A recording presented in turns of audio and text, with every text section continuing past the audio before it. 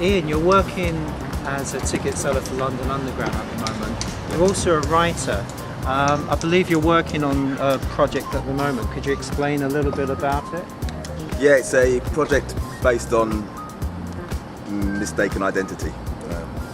That's the initial concept. The idea I got from the newspaper, where I was reading about a journalist who took part in an identity parade, and he'd never done one before.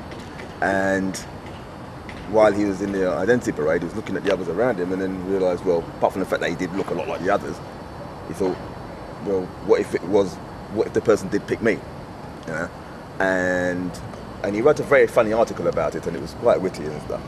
But the idea then came where I thought, what if they did pick him, and he was charged, and he went through the whole process and was found guilty?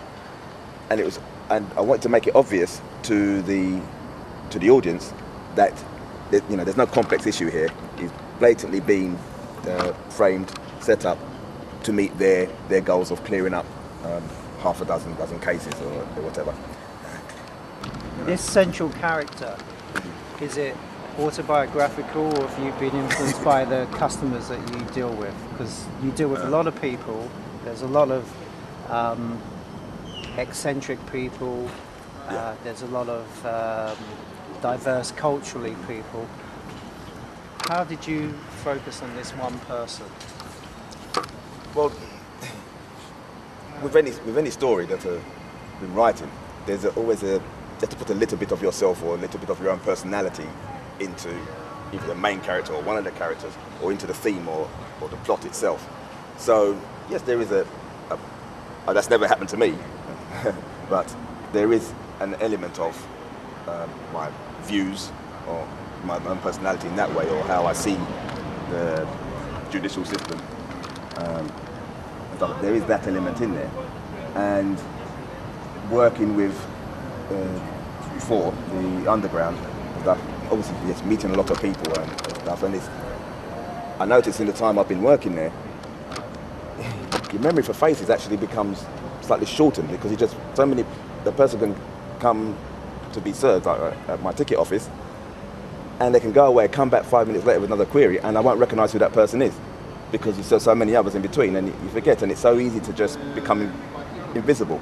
This issue of dealing with lots of different people on a day-to-day basis, do you have, let's say, the problem of actually serving a customer who you might actually think, he actually resembles one of the characters? So the question I'm asking is, do you have a conflict of reality and the fiction of your story? No, I think one tends to mirror the other, and very few things tend to be what they seem. You know, I see a customer come to me, he or she's wearing a suit and looking very formal, business-like and stuff, and you don't know what they get up to in their private life. Next thing you know, a story comes out and they're accused of all kinds of sordid stuff. So, nothing is what you see. I guess in a way this leads into your creative output. How influenced is it by working for London Underground? And it's getting back to the customers, the faces, the voices, the interaction. Is that a kind of an inspiration for maybe not just this story, but other stories? There is an element of that, because you meet so many different characters. You know, some very pleasant, some not so pleasant, some downright nasty, and sometimes I do tend to, in my head, sort of put a couple that I've met over the course of the day. So do you make a mental note of a particular person? Sometimes if they've said something that that sticks in my head, and I do tend to memorize it and then somehow try and integrate it somehow, or an action of theirs, or something like that. But it's quite often it's a combination of people. It's not often just one person that's it. And then on a more personal level, would you incorporate maybe some of the people that you work with? Because you've actually worked in different stations, and each station has a completely different set of people and attitudes and ideas and stuff. So has anyone actually sort of followed you along your pathway from the different stations that you've kept in mind? Well, Without naming I'm not names. going to mention anyone in particular, especially if they found out where they end up in the story.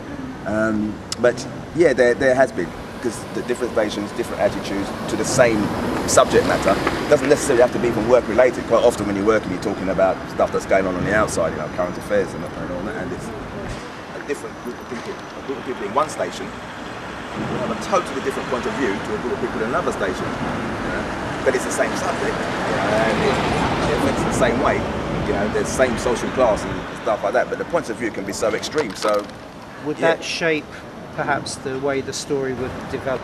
it can have an influence it has had an influence in certain parts of the way the story develops, because I've had to look at things from a different perspective, because with the story, it goes through a sort of time lapse. It starts off in the 90s, around the mid-90s, and then comes into the present day. And people think, all right, that may not be too far, but then quite a lot has happened since then, especially in the legal system, because they got rid of the right to reply, right to silence, I should say, and that's changed things. Smoking bans come. People's views are different.